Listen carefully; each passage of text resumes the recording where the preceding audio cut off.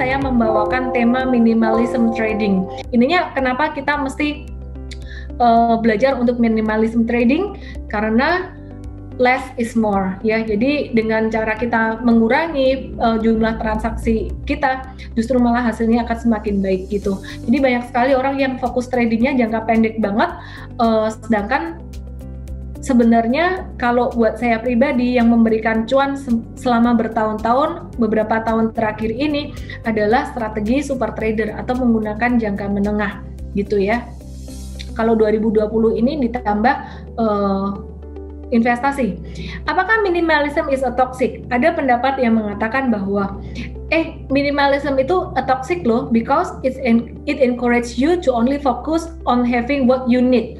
Artinya bikin kamu jadi nggak kepengen untuk mengejar mimpi atau jadi menyingkirkan opportunity. Jadi kamu nggak mau lihat opportunity lagi. Anyway, bukan itu yang saya maksud. Jadi Anda tahu bukan itu yang saya maksud. Jadi kalau misalkan ada opportunity, kita masuk juga. Tapi kalau misalkan marketnya lagi kurang bagus, ya kita menahan diri untuk nggak masuk. Nah, tipsnya yang pertama untuk minimalism trading adalah beli untuk rentang waktu lebih besar. Jangan terlalu fokus pada jangka pendek, apalagi scalping, day trading itu sangat berisiko sekali ya. Scalping atau day trading sangat berisiko sekali, di mana harga saham bergerak sangat cepat sekali.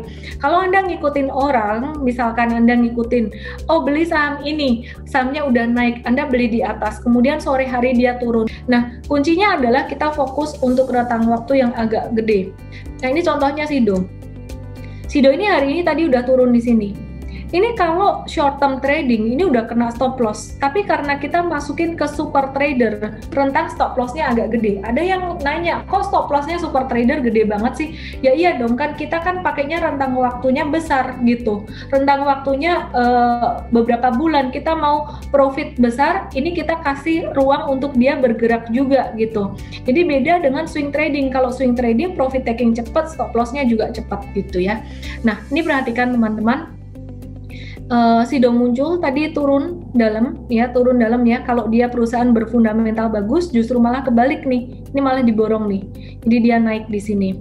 Oke, jadi Sido muncul lebih buat investasi jangka panjang dan juga super trader, kita masih hold gitu. Tips yang kedua untuk minimalism trading adalah beli saham yang konfirmasi breakout dengan volume. Akhir-akhir ini saya belajar banyak dari market ya, Contohnya ini sebenarnya udah bagus banget kemarin ya. Breakoutnya dengan volume transaksi yang tinggi, jadi dia juga turunnya nggak terlalu ini banget ya. Tapi nih, coba perhatikan Sido ini juga dia breakoutnya dengan volume transaksi yang tinggi. Tips yang ketiga untuk minimalism trading adalah santai aja. Kalau ketinggalan atau harga naik, jangan dikejar. Terutama kalau marketnya lagi nggak bagus kayak gini. Jadi gambarnya kayak gini. Ini adalah ketika konsolidasi, kemudian naik tinggi. Misalkan kita bilang belinya di sini. Nah, market pas di sini kita beli, ternyata setelah di broadcast beli di M-Trade, kadang-kadang langsung naiknya kenceng. Karena orang-orang bereaksi di waktu yang sama, di timing yang sama. Kalau udah naik kayak gini, ini biarin aja, jangan dikejar. Kalau misalkan dia ada koreksi atau retrace, kayak BEST dan Sido. Nah, ini BEST kita ada remind untuk beli lagi di 168 ya, sampai 178, dan Sido ini dikasih retracement. Sido ini 750 sampai 770 di sini. Ini dikasih retracement. Nah, ini boleh beli kalau misalkan ketinggalan kereta. Jadi kalau ketinggalan kereta, belinya ketika retracement, atau lebih bagus lagi sebenarnya ketika dia breakout dari resisten yang keduanya. Gitu. Oke. Santai aja kalau ketinggalan atau harga naik. Ini ada yang bilang SQMI naik kencang hari ini. Oke, aku coba bahas ya. Saham-saham kayak gini nih. Ini saham yang likuiditasnya juga susah sih ya. Ini likuiditasnya ini susah nih. Jadi jangan dikejar, udah biarin aja. Trendnya juga nggak bagus-bagus amat gitu. Nomor satu sih sebenarnya kalau trading likuiditas ya, harga volume likuiditas. Jangan terburu-buru menambah saham ketika market lagi kayak gini ya. Nah, kapan kita boleh nambah saham? Nambah saham ya ketika benar-benar ada yang bagus gitu. Jadi entry terakhir juga nggak terlalu banyak rekomendasinya, kita agak-agak kurangin juga ya, karena kita lihat IHSG masih bisa turun. Terus kemudian jangan menyesali pembatasan risiko selama Anda sudah stop loss dengan benar. Stop loss dengan benar itu di bawah support. Stop loss dengan benar tuh contohnya kayak gini. Tadi ada yang bahas Medco, aku akan bahas Medco. Nah ini udah di bawah support nih. Ini di bawah support. Waktu itu kita ada stop loss. Enggak deh. Waktu itu kita jual malah sebelum dia turun. Sebelum dia turun karena right issue, ini kita ada jual di sini nih. Ya, jadi Medco waktu itu kita jual di sini. Anyway, kalau misalkan Anda cut loss di bawah garis merah ini, aku mau kasih contoh aja. Jangan menyesal karena cara cut loss Anda udah bener.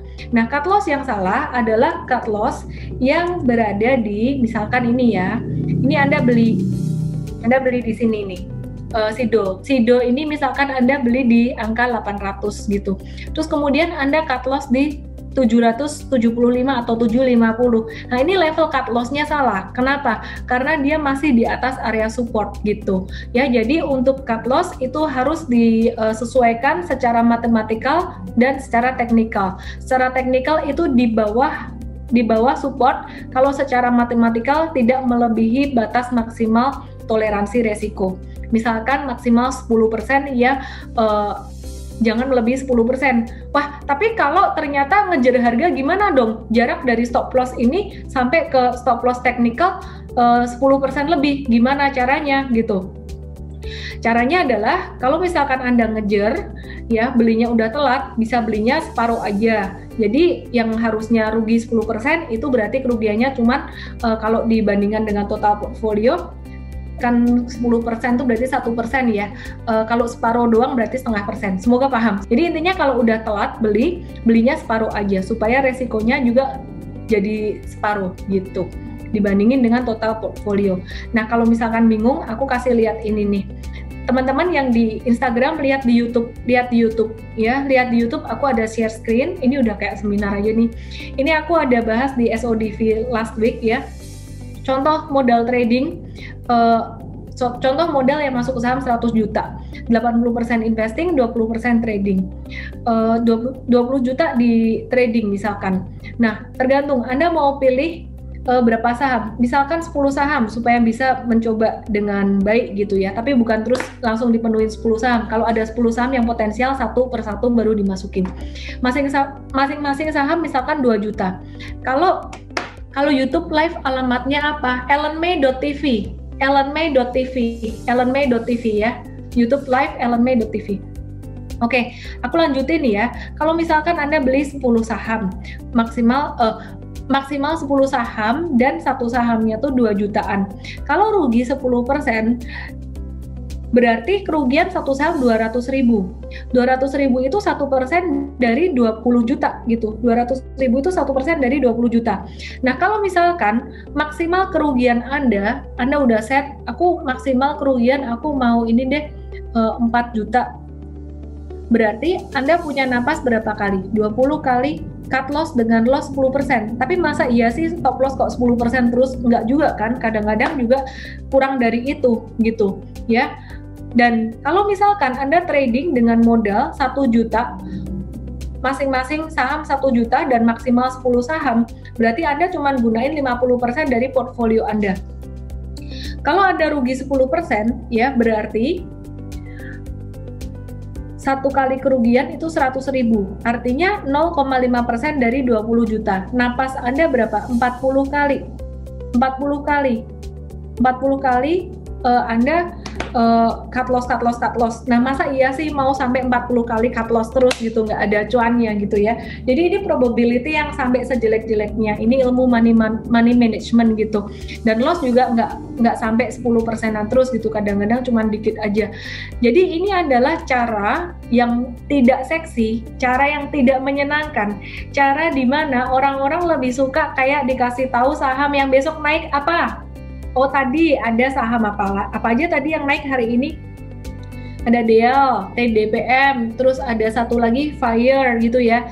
Mungkin lebih senang kalau dikasih tahu saham yang naik dalam waktu sehari gitu, daripada diajarin risk management gitu. Jadi ilmu risk management ini ilmu yang nggak seksi dan orang-orang kadang-kadang males nontonin, males ngelihat angka tuh udah enak banget gitu. Nah, padahal yang paling penting di dalam minimalism trading, di dalam keberhasilan trading saham adalah dengan cara merencanakan. Anda mau pakai sistem tradingnya beli dengan robot, Anda mau swing trading, Anda mau super trader, Anda mau scalper atau apa, beli saham dengan perencanaan. Perencanaannya gimana? Satu, duit yang dimasukin di saham berapa? Itu harus siap untuk resikonya. Resikonya misalkan ya, itu 100 juta masuk saham, 80% untuk investasi, 20% beli buat trading. Maksimal kerugian berapa? Oh, dari 20 juta ini siap rugi misalkan 4 juta. Berarti kalau cut loss kena 4 juta, berhenti gitu. Oke, misalkan beli 10 saham maksimal, masing-masing 2 juta. Ini kalau rugi, Anda masih punya napas 20 kali gitu. Dan 20 kali lebih. Kalau misalkan masing-masing saham 1 juta, Anda masih punya napas banyak gitu. Nah, itu aku jelasin di YouTube. Detail banget. Yang teman-teman di Instagram mungkin kurang jelas, kelihatan kurang jelas, bisa langsung ke YouTube ellenmay.tv. Oke, BBRI tadi aku udah jelasin. Nah, belilah saham dengan perencanaan.